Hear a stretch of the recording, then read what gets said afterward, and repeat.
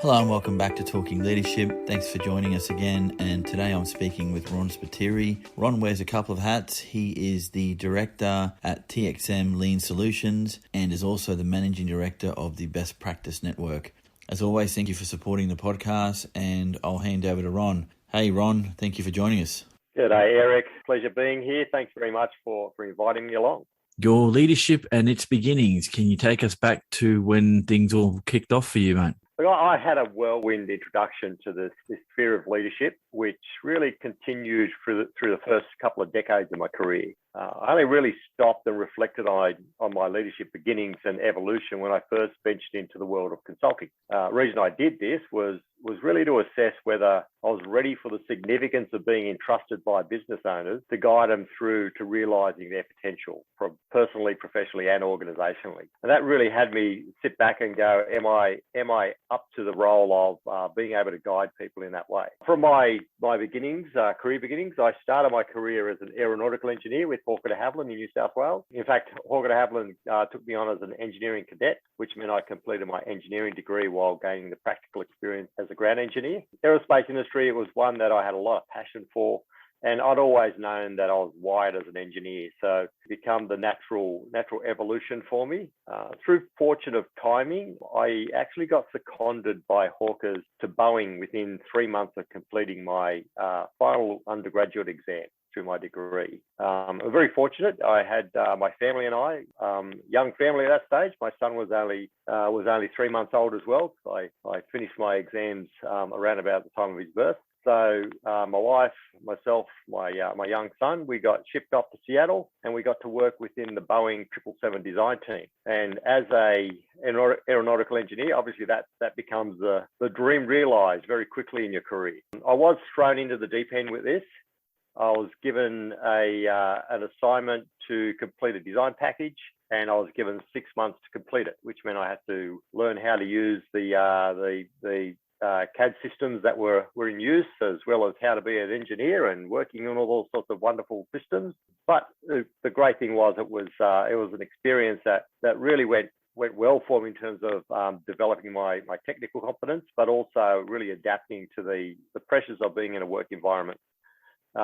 On completion, I was rewarded by Hawkers with a secondment extension that had me remain in Seattle with Boeing, serving as their engineering representative for the next year. And once again, through fortune of timing, whilst I was in Seattle, Boeing launched their plans to develop the next generation 737. And for some strange reason, Hawkers entrusted me to seek out and win our participation in design and manufacture for this aircraft, which pleasingly was successful. So we did get assigned a work package.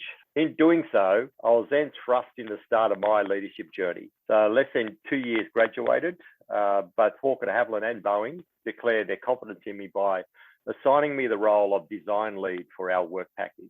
I have to point out, at this stage, I didn't share their confidence. I thought it was a little bit too immature to be doing something of that significance. However, they obviously had the confidence, and part of the lack of confidence that I had was just the sheer fact of my introverted nature, and this whole idea of stepping up to something so green was a little bit frightening, but the opportunity was there, and it's something that I couldn't say no to. So given that, I had a role that saw me leading the design development from our work package, as also managing a team of highly experienced engineers, who in all honesty, they did not see that I had the right to be their leader. Obviously, how young I was in my career, they didn't consider that I was the technical expert. So it's where I really had to learn to develop my leadership skills to ensure that I got success out of the team.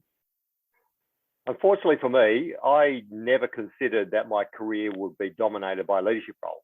So given that, I never really had any historical focus on developing my leadership skills. And I didn't even have any strong leadership mentors in my life. So at this point, I was really starting from scratch. I had no reference point to go from. It was, you're there, make it work. So it was an interesting start to the process.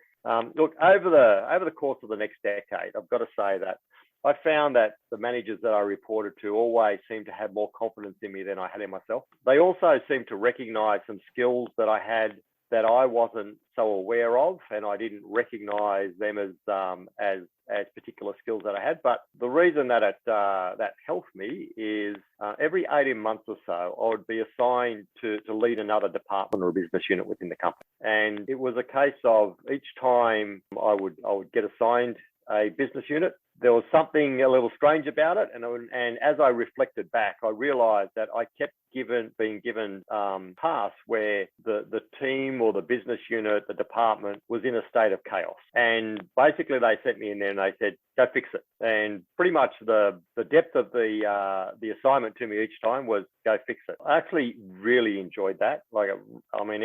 It was, I always found I was progressing through doing things that were, well beyond what should have been what I was doing. I very quickly become part of the senior leadership team within a multinational business.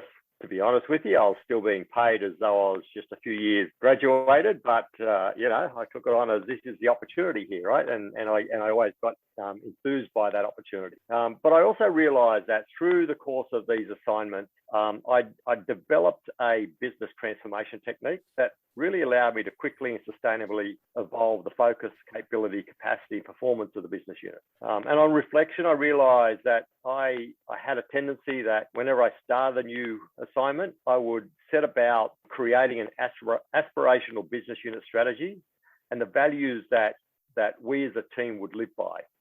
And doing that, it allowed me to develop a culture within the business unit that was either consistent with, or in all honesty, more often than not, superior to that of the broader organization. It enabled me to confidently also exit the business or that team or that business unit, having a successor lined up. So I always developed my leadership team so that when it was time, I would move on and there would be someone internal that I would be able to pass on to, and they would be able to continue with that stability. Again, as I reflected on that, I found that I would obviously visibly get very jittery when things become stable and routine within the roles that I was doing. And I'd probably inadvertently go and seek out my next assignment. And that become, that whole business transformation cycle become the basis of my career. Even though through all of this, I had long tenures within multinational companies, but those multinational companies had a whole range of different roles that were available to them in different departments. So for me, as a director of TXM Lean Solutions now, and also Best Practice Network, I've got the fortune of having a career that's dominated by my focus of leadership. So it is something that is, I would say, is the essence of what I do day in, day out, is all about leadership. Within TXM as operational excellence consultants, we live to lead and coach businesses such that they're capable of sustainably realising their potential. And Best Practice Network, that's focused on inspiring businesses to challenge their current paradigms and then supporting them to succeed in those.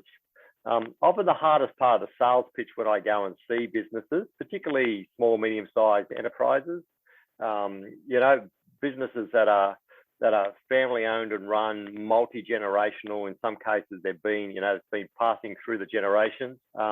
It's that process of selling them the dream. And to me, the success around being able to sell the dream is really drawing on those leadership competencies to be able to get someone to really support that without really knowing what it is. However, the most rewarding part about what we do now is seeing the business realize those dreams. People in businesses will spot talent and will start to prod that talent to move up and do different things, and not necessarily give you every reason why they're doing it other than to say that they see something in you that potentially you don't. That's always a frustration to me, because if it's visible to the rest of the world, why the hell isn't it visible to you? Because you could do something with that a lot earlier in a career than not. Leadership's always a choice. So you could have made a choice early in your career that, it'd be great to do that, but I just want to work on the technical stuff. And you could have made that choice, but you didn't. So obviously the desire to do something more than what you were doing initially took your fancy, I guess. Is that fair call, Ron?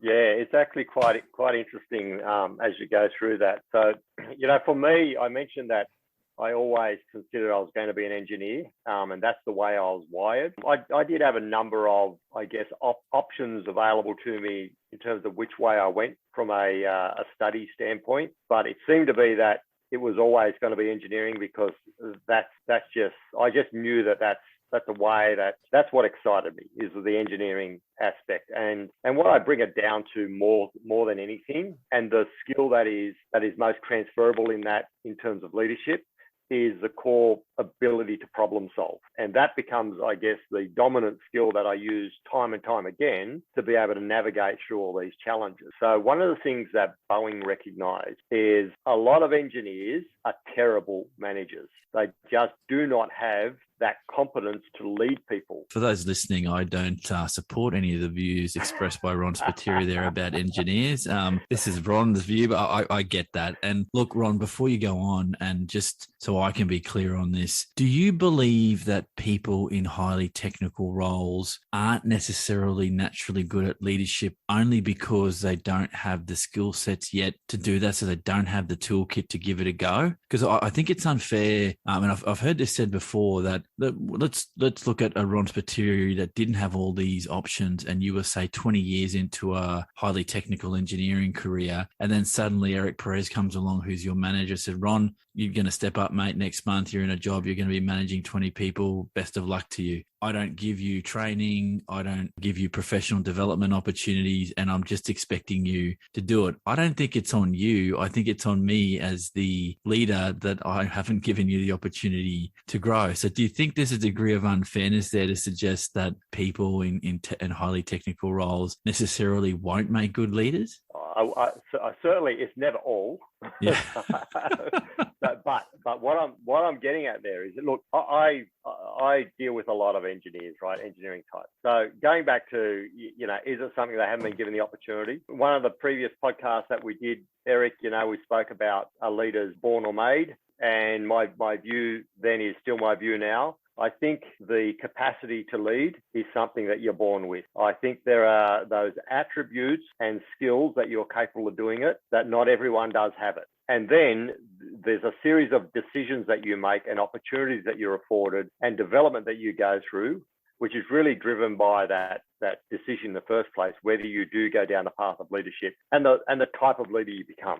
What Boeing had done, Boeing recognized that they would have a lot of very, very capable technical engineers that felt that their only career progression was to go into a management stream, because that's what the career progression was. And they would move into a management stream, even though they had no leadership competence at all, nor did they have the capacity to become leaders. And it would actually, they would be promoted to their point of incompetence. What Boeing had done instead is they developed a career progression that was purely technical, and how someone who is technically minded could still progress through the rank in their seniority in their technical application. And I think that was a recognition of this very fact, that there's a level of passion that comes with the role that you take, that you do well, and not everyone is suited to do so. But that doesn't mean that there's only one stream to get you that recognition of the capability that you have and the standout performance that you're able to deliver.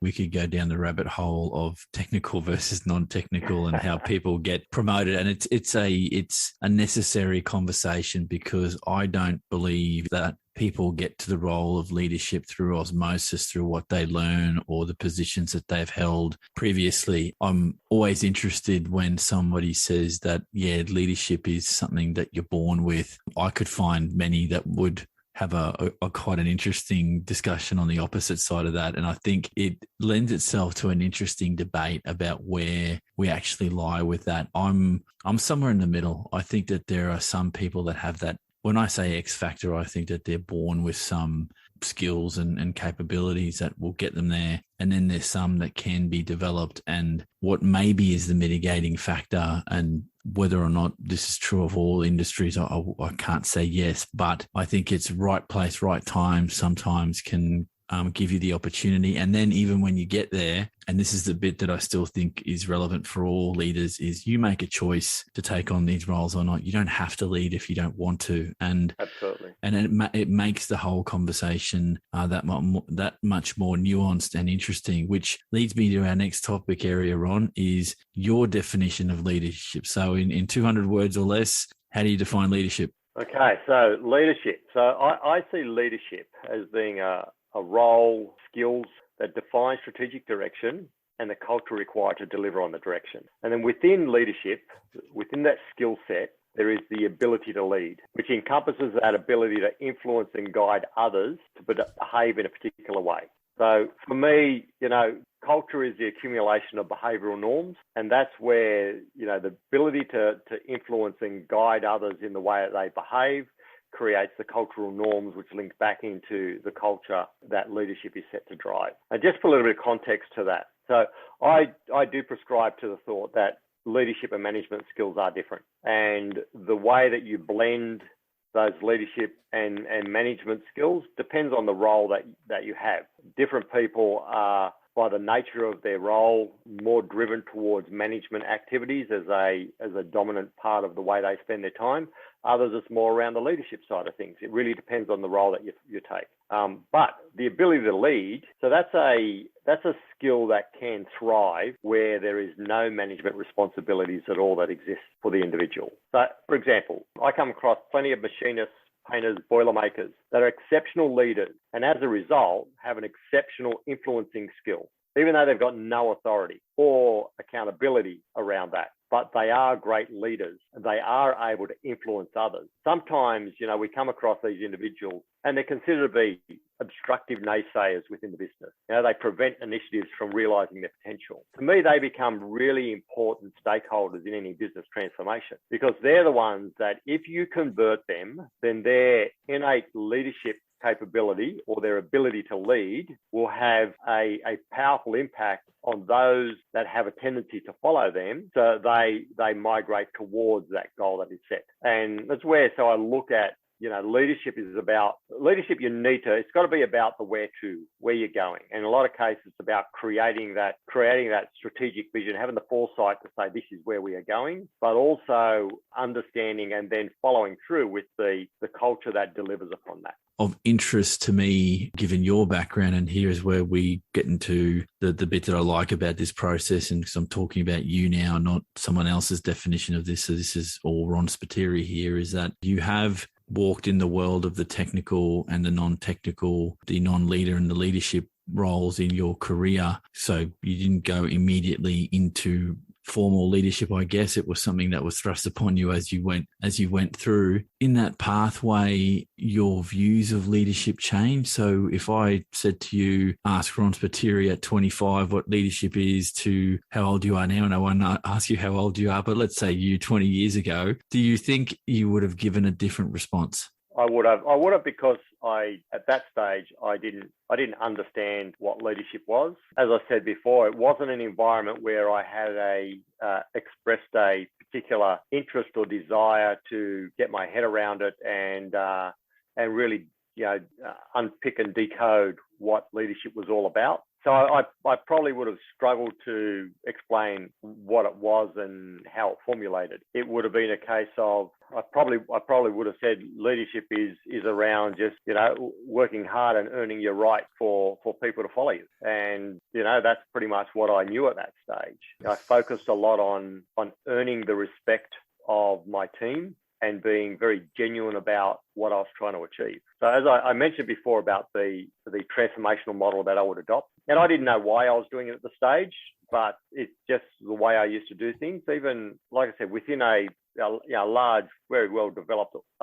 organization, I always had this tendency to basically put the business unit into a bit of a bubble and intentionally develop our strategic plan. Where do we want to go? Where do we need to be? What are our values going to be? How do we want our culture? How do we want our team to behave?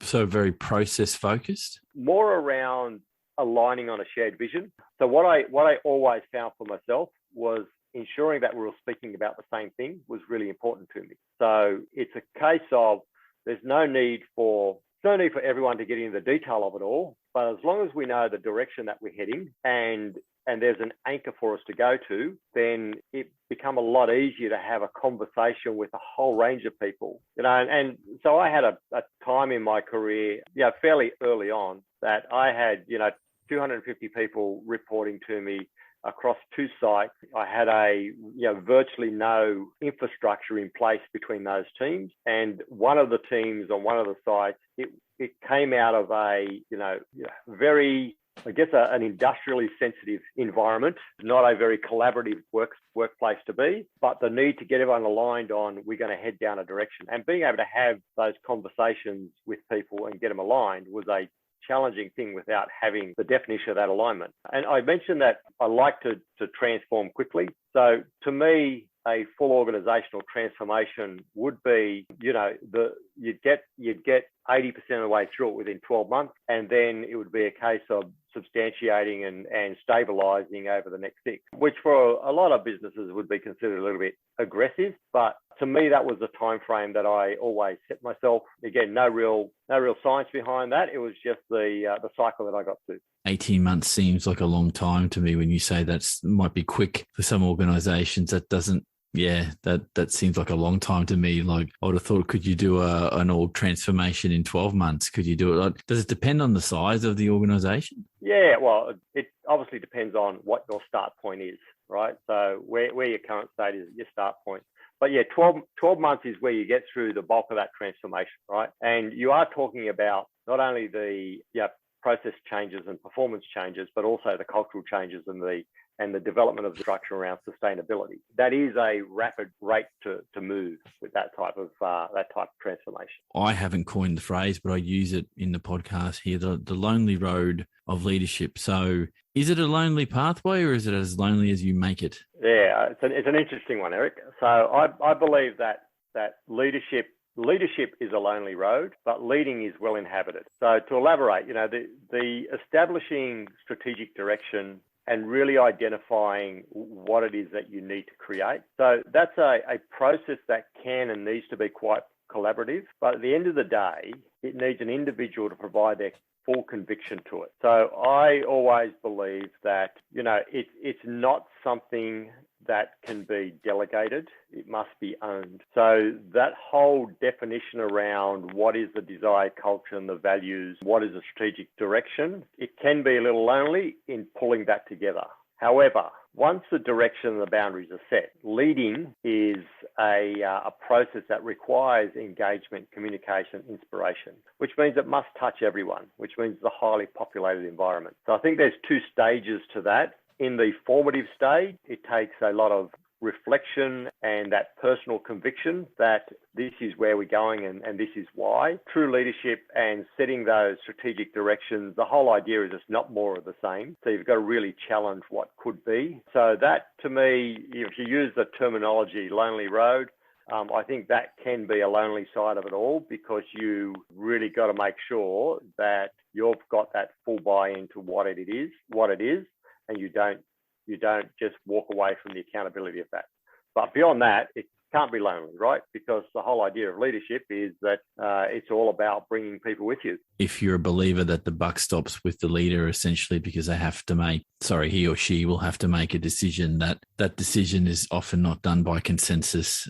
Sometimes you just have to make that call. And that also includes wearing the consequences of those decisions, but you wouldn't have leaders if that wasn't necessarily the case. So Ron, can I ask you about measuring success? Now, this is success as a leader within your organization. So what are the metrics, the measures of success for you? So measures of success, I think from a leadership standpoint, how aspirational those future goals are would be a key measure of success. But probably more importantly, when I measure the success of leadership, I measure it through the discretionary effort of the individuals that are being led. So that is the unseen moment. And that's really a tie back to the cultural element of leadership. So for me, exceptional leadership is reflected by a team collectively and individually working hard to achieve an end state that they don't really fully understand, but they believe it's the right thing to do. And the reason they believe it's the right thing to do is because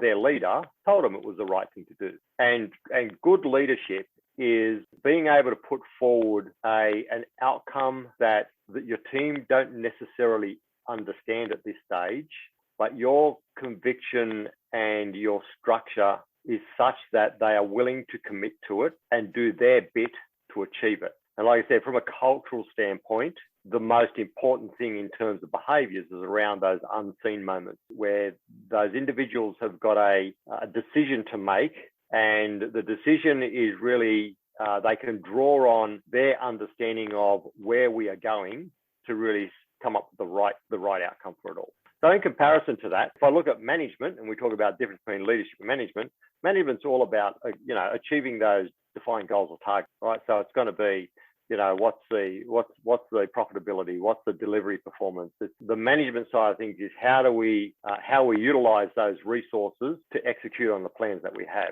Very different to me in terms of the management attributes that you have versus the leadership requirements that are set. You mentioned a couple of times now that the difference between management and the leadership function. I think, like you, they're two separate things, but in the leadership space in particular, if your management core do not see themselves necessarily as leaders, and that's a whole different debate. I think good leaders have what I think it's a combined view of the leadership functions of leadership and the managerial functions of leadership, and they're two very different things. That a leader can perform managerial functions, but that's not necessarily leadership. Whereas your leadership functions, so your visioning, your strategic vision, your capability to sort of to picture possible different futures, your ability to communicate and influence. So your ability to influence, these are leadership capabilities, which segues nicely into the next area. And I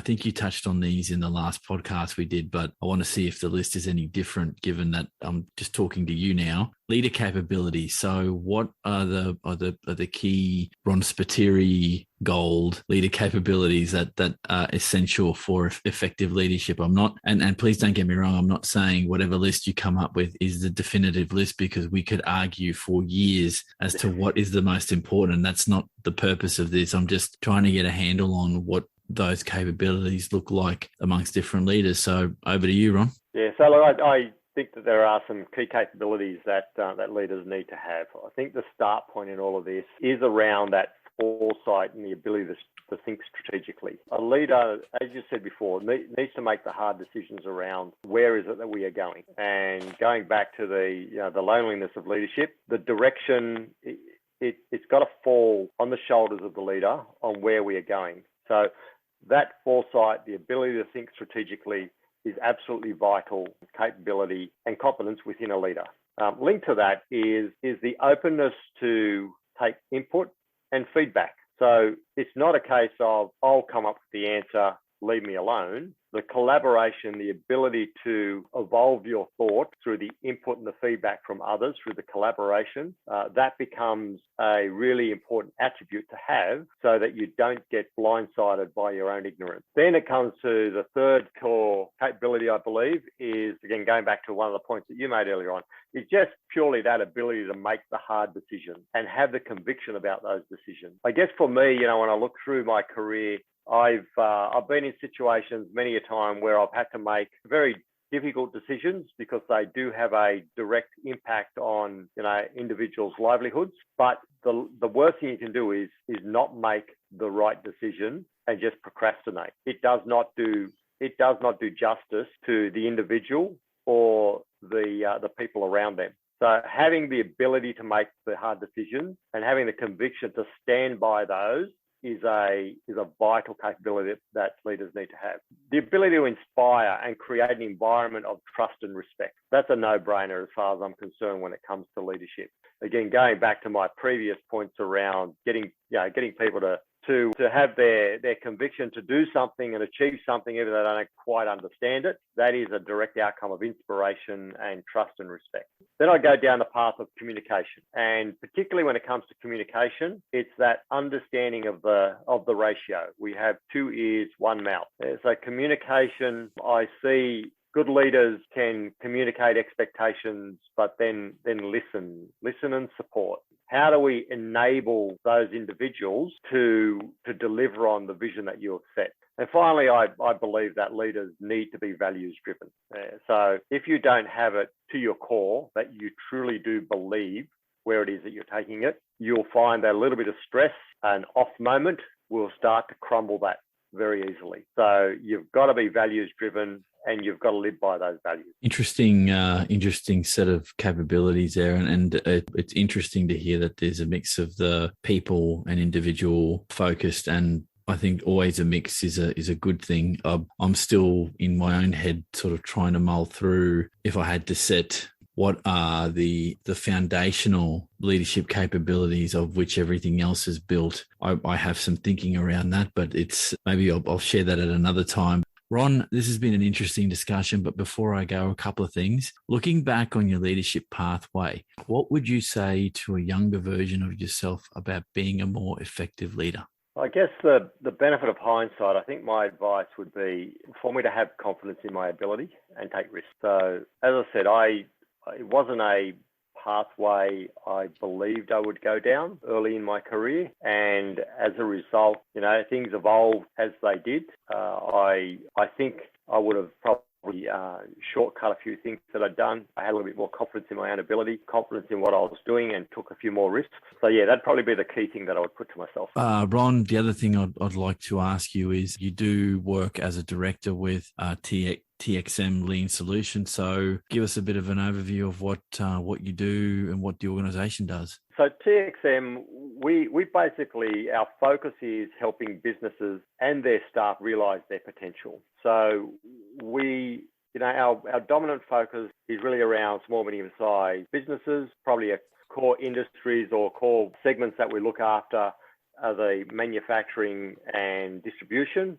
in terms of the bulk of our customer base. But what we're capable of doing is really help guide those businesses to realise their potential and overcome the blockages. And it's quite, it's something that what I'm most proud of in our business. We are a very values-based business. What I'm most proud about is just the sheer conviction that the entire team has on creating success within our customer base. And that success is all the way from the personal journey that individuals within the business go through to the overall performance of the business and the direction that they head through. Our process is really, it's working with the team themselves. It's a very people-oriented transformational process that we engage in. Ron, thank you for your time. For those listening, this has been Talking Leadership. I've been talking to Ron Spiteri. Ron, again, thank you very much. Thank you, Eric. It's been a pleasure. Again, thank you for joining us on the podcast and looking forward to more conversations around this thing called leadership. Thanks again, and we'll catch you all on the next podcast.